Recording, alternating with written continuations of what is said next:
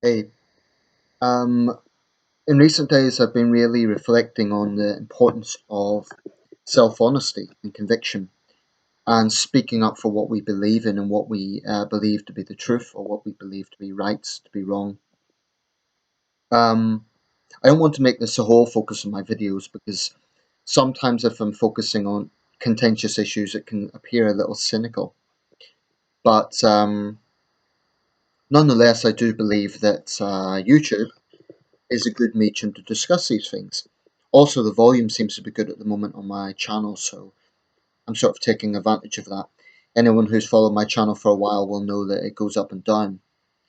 Um, so, as a sort of disclaimer or a point of clarification, I want to get this out of the way initially because I understand how YouTube videos work. Not everyone listens to the whole video, in fact, a lot of people don't. So, if you just come across this video and you've been patient enough to listen to me so far, and you're Chinese and you have understanding of English, I want to be very, very clear. This is not an anti-Chinese video, right? Honestly, throughout my life, well, I should say in recent years, I've had a lot of connections with Chinese people. I spent time in China. I um, I feel very fond of the country in many ways. I believe China is a great country, and some of the most important people in my life have been Chinese. I don't want to go too much into personal details, but that will suffice. Um, so I really hope that no one interprets this video as an attack on all Chinese people. Just like the videos I make about Islamism are not an attack on all Muslims, it's the same principle. But I do feel it's very important to be honest online. In a world where people do take serious risks for being honest, in a world where people can face violence, threats, for being honest, then so long as I have a platform whereby I am safe, I'm not going to take face any risks for speaking out, then I will take advantage of that. I think it's important. I never make videos to insult anyone or to provoke anyone just for the sake of it. All my videos have a purpose, namely to act as a platform. Okay, partly for selfish reasons so that I can voice my opinion, but also to generate these ideas in the wider online community. Share ideas, take ideas. I listen to the comments. Excuse me, I read the comments. So that's that out of the way. I I have nothing against the Chinese people in general. However, there is an aspect that I have noticed, and I know I've made videos about this before, but it's been a while now. As topical as ever because China is a very powerful country, and it's a very prominent country. Namely, I want to talk about the sort of nationalism that is very often seen online. Apparently, this week there was a student at a university somewhere in the United States, I believe, a Chinese student, and she faced a big backlash from fellow Chinese students because she spoke about the how refreshing it felt to have the taste of freedom to be in a democratic country. This was her word. So she was basically deemed to be a traitor and deemed to be an affront to the motherland. And apparently she faced a lot of abuse for this. I haven't looked up the case because, to be quite honest, I haven't looked it up in detail. It was reported in newspapers because it angers me. And too much anger is not good because it gets you into a negative trait of thinking. But I want to discuss wider issues. Like I said, I didn't look at that case specifically. I would have ended up in a back and forth war of words. It happened to me before. And the last time it happened, quite frankly, my computer system was hacked into by Chinese nationalists because they did not like what I was saying. And that's the sort of mentality that I'm talking about.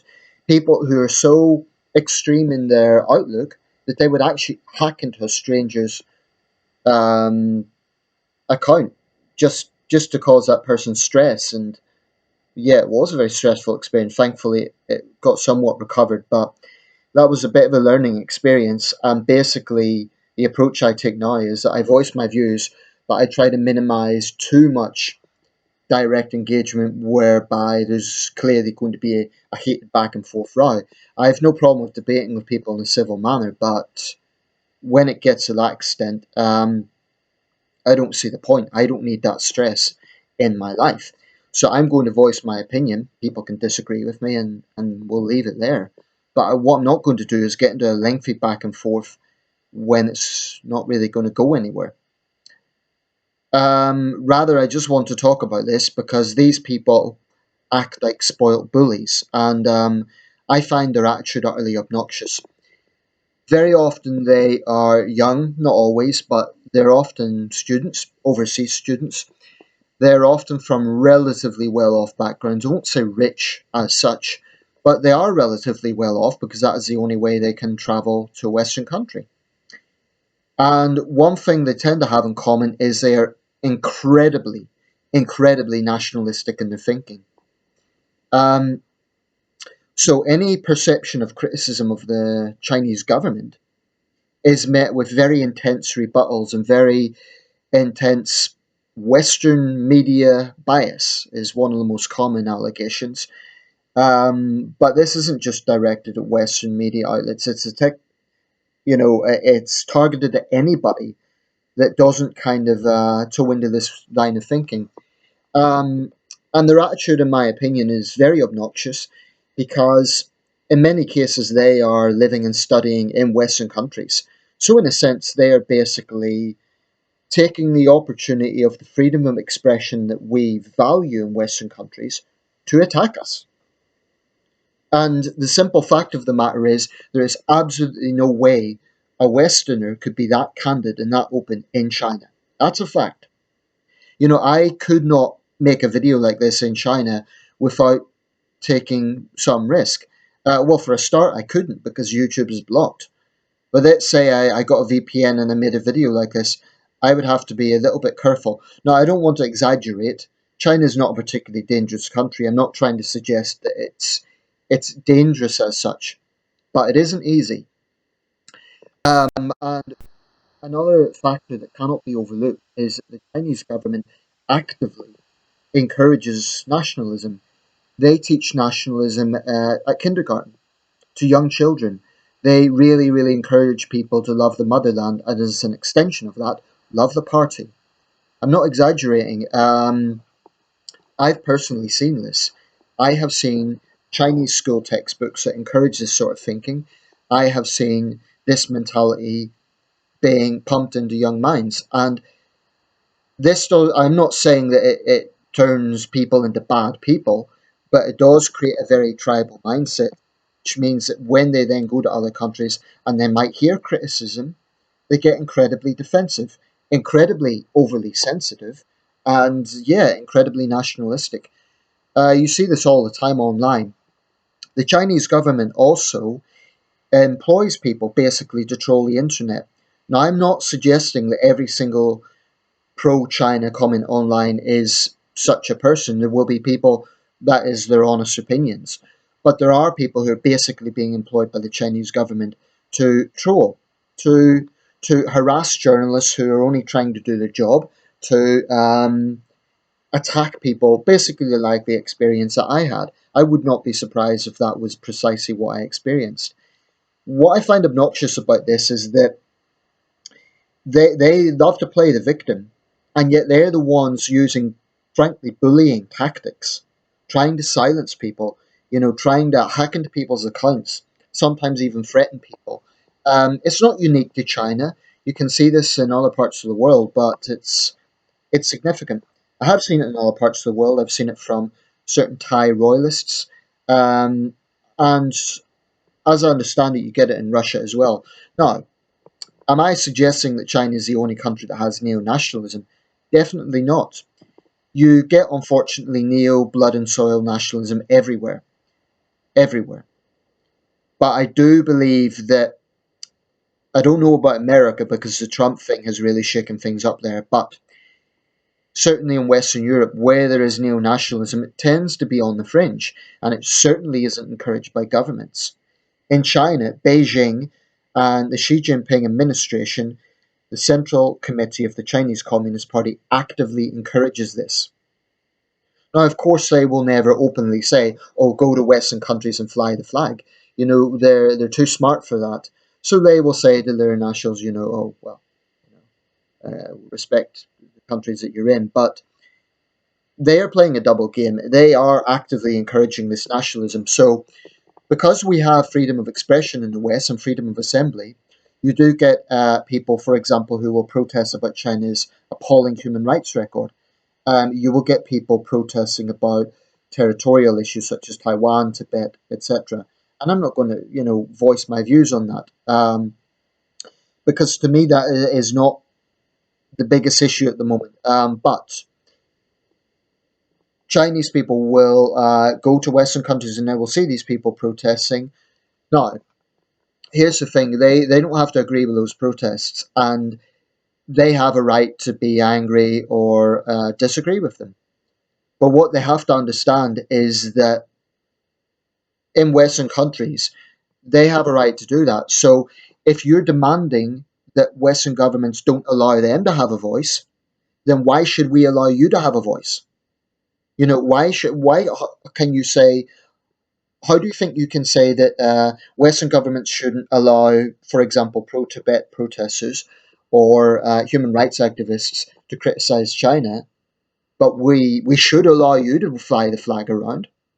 Now, when you fly the flag around and complain about the biased BBC, um, what you're actually doing is taking advantage of the freedom in the Western country in order to do that.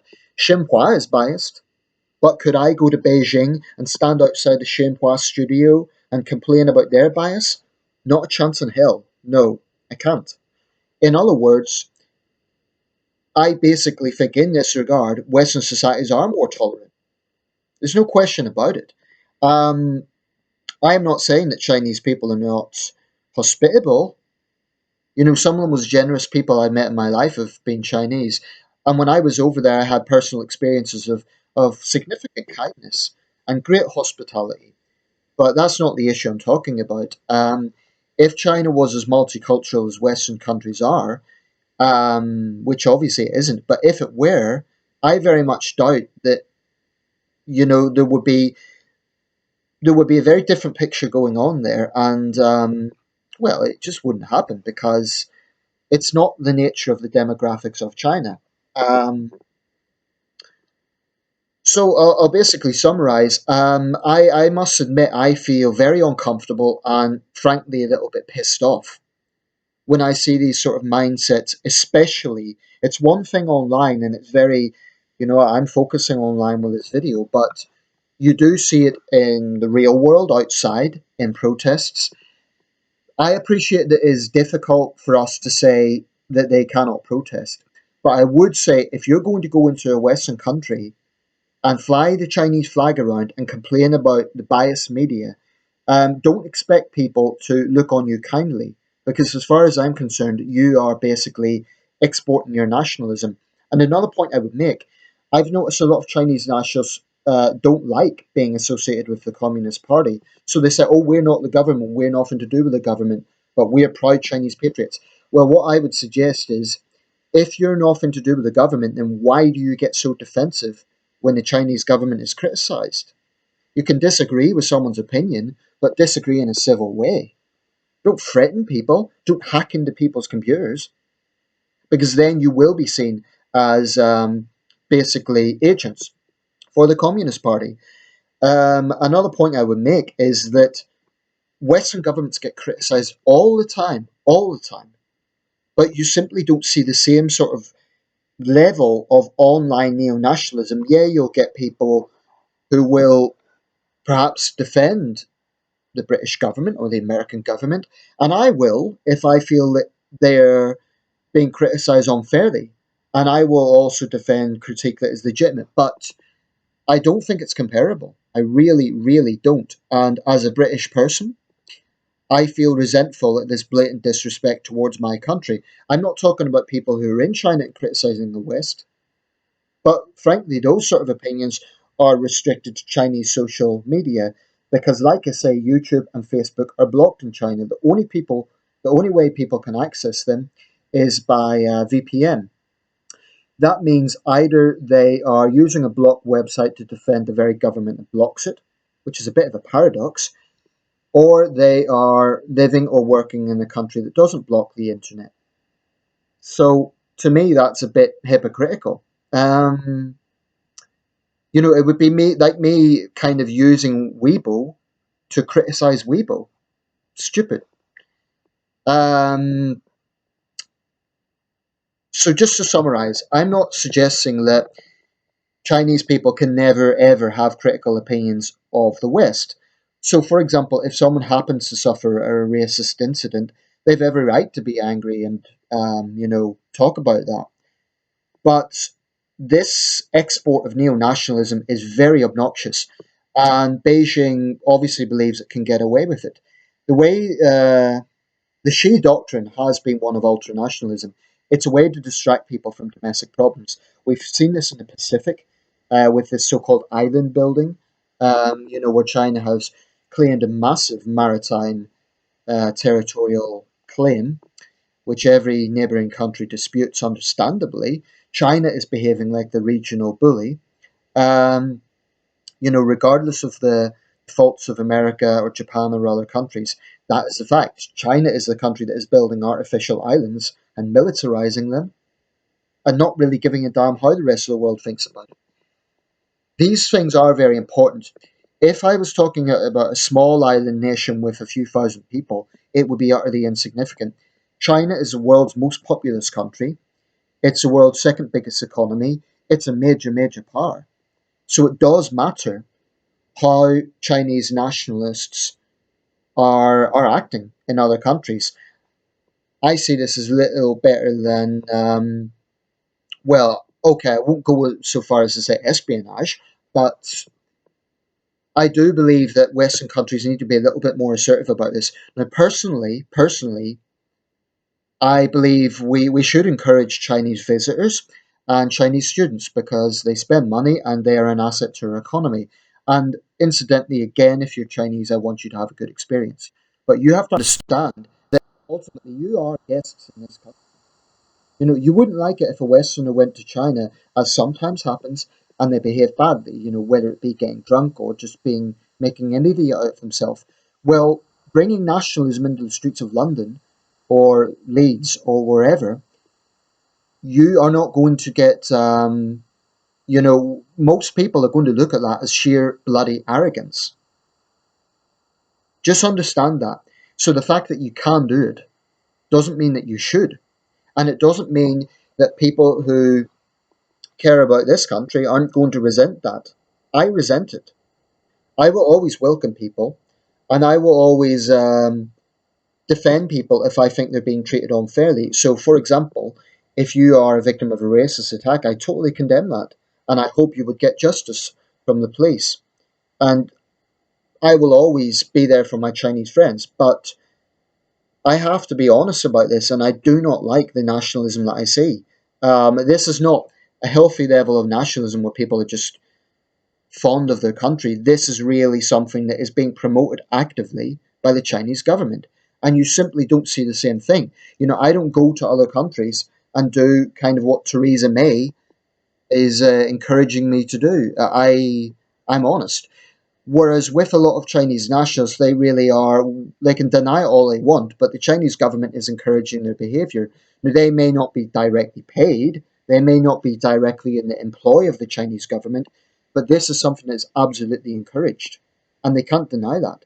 So if you don't like being associated with the Chinese government, then stop defending them every single time. I'm not saying you have to criticize them, but just don't defend them all the time. Every single time an outsider has an opinion, you immediately become like an attack dog. And it's like, how dare you say this about our glorious China? It's pathetic.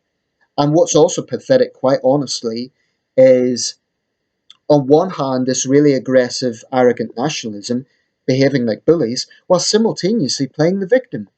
It's two extremes, and it's a little bit pathetic. Now, I'm going to round this up. I've been very candid, and unfortunately, with a video like this, there's no way to stop some people misunderstanding it. So some people will come away from this and think that I've just had a rant about Chinese people. Not at all. Not at all. Anyone with a brain can see that that hasn't been the case. But I make no apology for being very vocal about what I see from Chinese nationalists because I think that they're incredibly short sighted. I think they're incredibly biased. I think they are incredibly nationalistic. And yes, I do believe it is influenced by the rhetoric coming from Beijing. It's abundantly clear. I love many things about China. I really, really do. And that's why perhaps this makes me so uneasy because it's unfortunate. It is something that is ruining China's international image. It's not an asset. It isn't making China stronger by going to London or Paris and waving around the Chinese flag. All that does is make people think that you're arrogant. Um, when British football hooligans behave badly in other countries, they make me sick.